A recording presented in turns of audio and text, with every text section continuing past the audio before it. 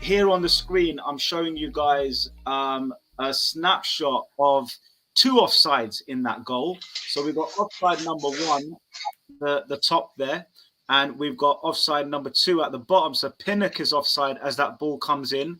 And you can see at the bottom there, Norgard, who eventually crosses in for Ivan Toney, is also offside.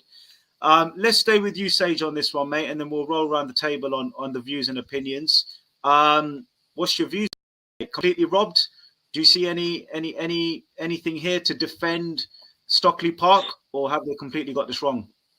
Yeah, I feel like when I was watching it at the time, I thought that it was offside instantly. I just couldn't believe what I was seeing. I could see in real time where there might be a questionable doubt, like it could be onside. In real time, everything was being moved quick. It was shamble defenders. And to be honest with you, the goal shouldn't have happened. The defending was shambles, to be honest with you. It was shambles. If they got rid of the ball in the first place, we wouldn't even talk about this. I'm going to be honest with you. So regarding VAR, yeah, they did mess up, but the defending should have been better in the first place. But as an officiate, like, how can you not see that clear as day he's offside? The Pinnacle one, I could give him the benefit of the doubt because I think it's Gabriel. Yeah, I think Gabriel's shoulder might just be keeping him on side. I'm not too sure about that. The second one, that's clearly offside. No one's offside. There was no excuse for that one. And they didn't even show the lines during the game. I couldn't believe what I was seeing. I honestly thought that's when I actually thought there must be corruption in the Premier League, but I came back to my senses and said, nah, it's just a referee that just doesn't know what to do with VAR. Simple. Because he's done this before in a previous game. I think he's done this in a Brighton game. Why would you stick him back on VAR if he's done that major mistake before? He's cost Brighton 2 points and he's potentially cost Arsenal 2 points and the title. I think that's a major. I don't want to see him on VAR. That's what I want to see the Premier League do. Get rid of this guy. I don't want him around no stadiums at all. Just ban him. But regarding that, I'm fuming. I'm absolutely fuming because this is not the first time the referees have let us down this season, and it's taking points of us. But overall, as I said, my main point is as well, if the defending was better, that wouldn't have happened. And that's all I've got to say about that one. Sage, mate, you are showing some serious maturity today, mate. Honestly, mate. You're coming with that perspective. Today. Balance. Yeah, you're coming with a real holistic view, man. I'm loving it because a lot of Arsenal fans I've been talking to, it's VAR's fault. We should be taught. And you're saying, nah. We should have stopped that ball coming in and ping around it. It was literally head volley. Do you know what I mean? It was just going left and right. And you can't do that with a strong team like Brentford. Just to give you guys a stat that I read earlier in the week, Arsenal have the shortest squad in terms of height in the Premier League. They have a very short squad. It's the shortest squad. I don't know where Brentford are, but you've got some real tall, big guys there in Brentford's team. You can see it there in the picture. Most of them out jumping the Arsenal players. VAR, mate. Listen, they didn't even draw the lines. What's going on, man? They didn't even draw the lines. Yeah. I mean, this is schoolboy error, mate. I think first things first. I think VAR. You've got VAR, which is the technology piece, right? And then you've got the people that operate VAR. I was listening to Natalie Sawyer this morning, and she was going on about, it's not VAR's fault. It's the people that operate it. They come as part of the package, right? You can't have VAR operating itself. Although in the World Cup we saw some semi-automated offsides and things that have been given. So the referees are controlling VAR. Because the referees themselves can't make decisions on the pitch. But this has got to be the classic. I mean, the Chelsea one, you can argue that, was it a handball? It's subjective a little bit, right? But this one here, it's black and white because offsides were meant to be black and white. You're either off or you're on. There's no grey. And they spent so long, what's his name? Danny Murphy, I think, was saying it on Match of the Day. They spent so long on the first one that I think it was Lee Mason, wasn't it? Who was in the booth for this one. That they were like, we spent way too long on this one. We can't spend another 3 or 4 minutes. Let's just call this one onside. I don't think they said that, by the way. I just think they spent so long on the first one that they resumed the game and only realised afterwards that there was a secondary offside. So, I mean, this is absolutely let Arsenal down. And if this was a Chelsea one, I mean, I'm already annoyed for the Chelsea one, but I can kind of somehow understand that. But if this had happened against Chelsea and we were going for the title and it was our biggest chance after, you know, X number of years, I'd be fuming. I wouldn't be as calm as Sage. Yeah. G, as to the technology, is it to blame or is it the people managing it, mate? Where'd you put this one? Don't blame the tools, mate. That's what I say. Don't blame the tools. You know, but blame the tradesmen. And it's I think there's a fundamental issue here, right? Which is this is supposed to be one of the most expensive leagues in the world with the best technology in the world. Yeah, but we've got a substandard refereeing system. We've got a substandard VAR system. And we've got total inconsistency with drawing the lines. I remember in the Qatar game when that ball was over on the Netherlands game and they just would not release that picture, right? And now, for the life of me, I couldn't understand that a World Cup that was so high on tech could not release that one picture. Again, you know, Sage then talks about corruption. I would say, yeah. You know, what's the reason for not drawing the lines? Just take another analogy. You're flying a plane, right? Suddenly somebody decides that coming into the runway, we're going to switch off the thing that's actually going to bring us into land, right? Nobody will ever on a plane. So in terms of the football, I don't understand why the lines weren't drawn. And I disagree with the argument that, you know, the first one spent 3-4 minutes, so you can't spend no, absolutely spend that time. Because if a player gets concussion, you take 9 minutes of injury time. I mean, I don't even know how many minutes we played in our last game. It started going over the Fergie time twice. But it was ridiculous, right? It was to the point where it made me think, right, you jump up and down about how amazing a last minute goal is and how this cost Arsenal 2 points and it could potentially have cost them the title.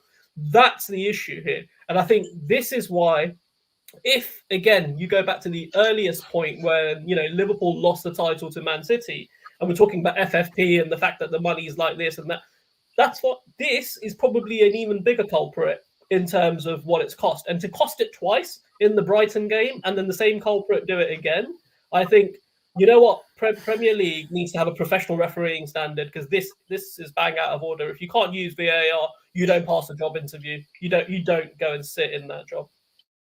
For me, I'll be seething if I was Arsenal.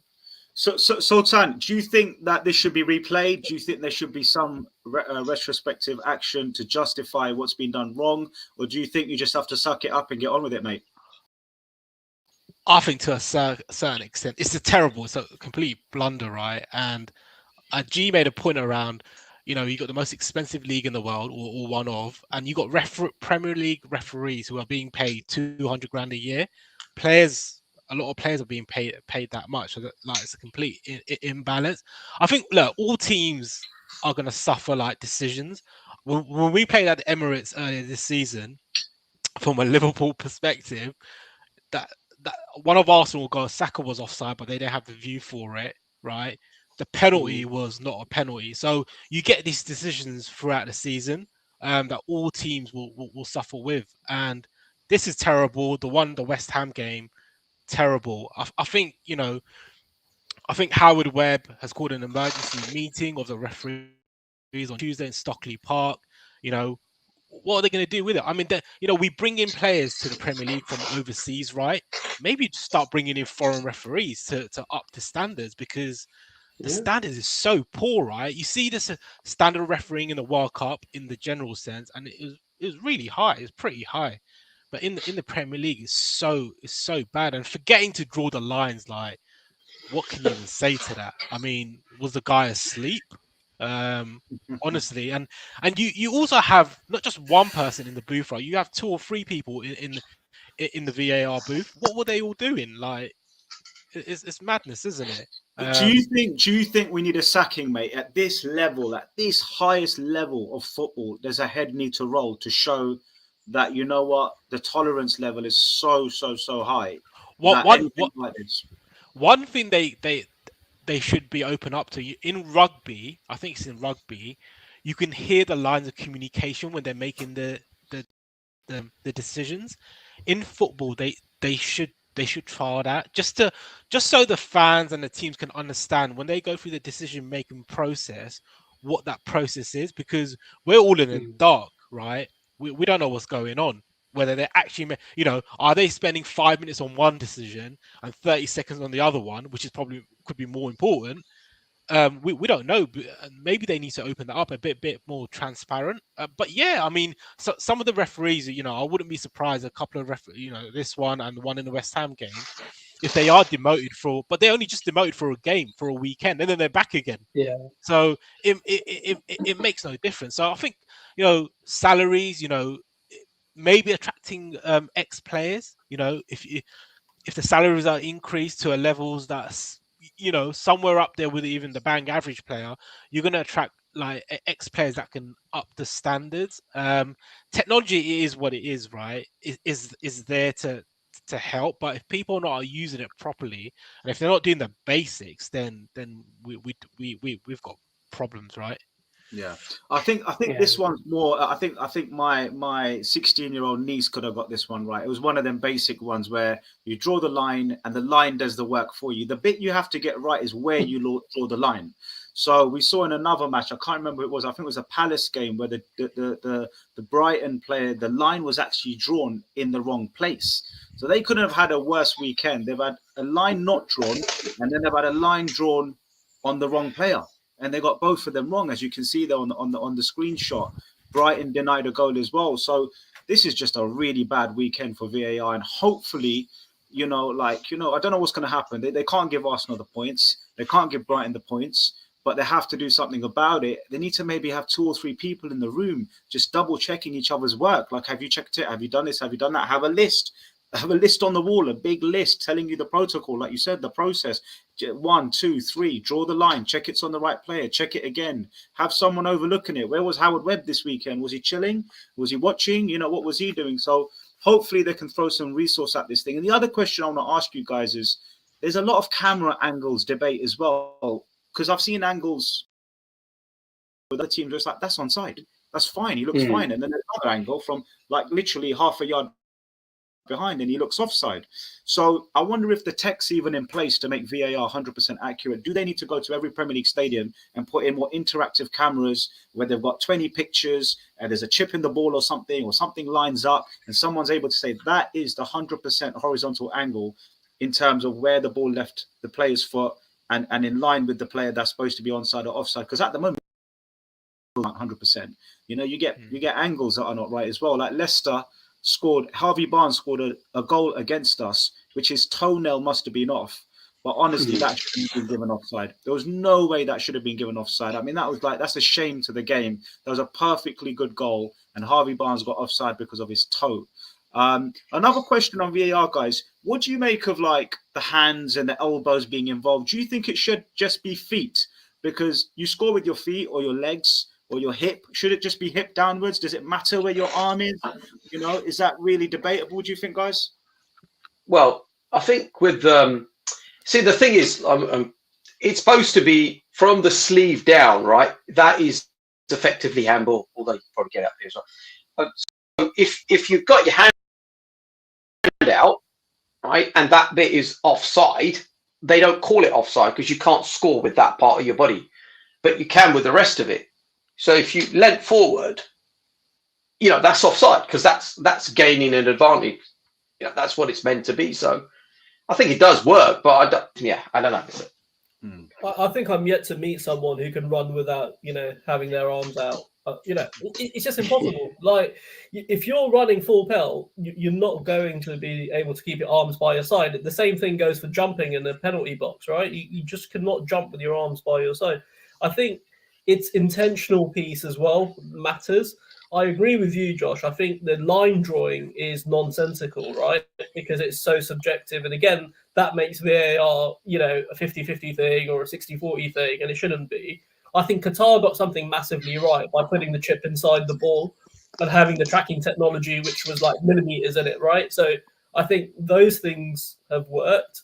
But if you look at all the pundits, whether it's Gary Neville, Alan Shearer, whoever it is, they were all fundamentally against VAR because it's taken the joy out of the game. Rashford scored today, and you know what? He couldn't celebrate. He had to wait. and he's waiting, and he's waiting, and that is just not normal. That is not human. Yeah, if you score a goal, you get your dopamine hit, you want to celebrate. You don't want to wait for a camera angle to tell you whether it is there or not.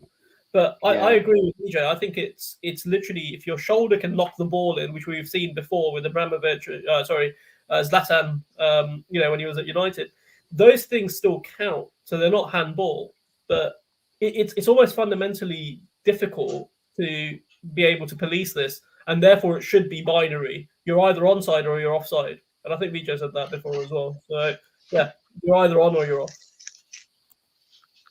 Yeah. Any other views, guys, before we close off the VAR subject for the weekend? No more VAR. That's it. I'm done with VAR. Done with it. Well, Yeah. I think just to add to that, right? I mean, Harold Webb was on Sky Sports, I think, last weekend, and he was, Carragher was interviewing him, and he was very much about transparency. We're going to do this, we're going to do that, and you kind of think this meeting that he's holding on Tuesday, what's he going to do? What's he going to do? Teach him how to draw lines? I mean, what is it? There's got to be fundamental output from this, isn't it? I mean, there's no point.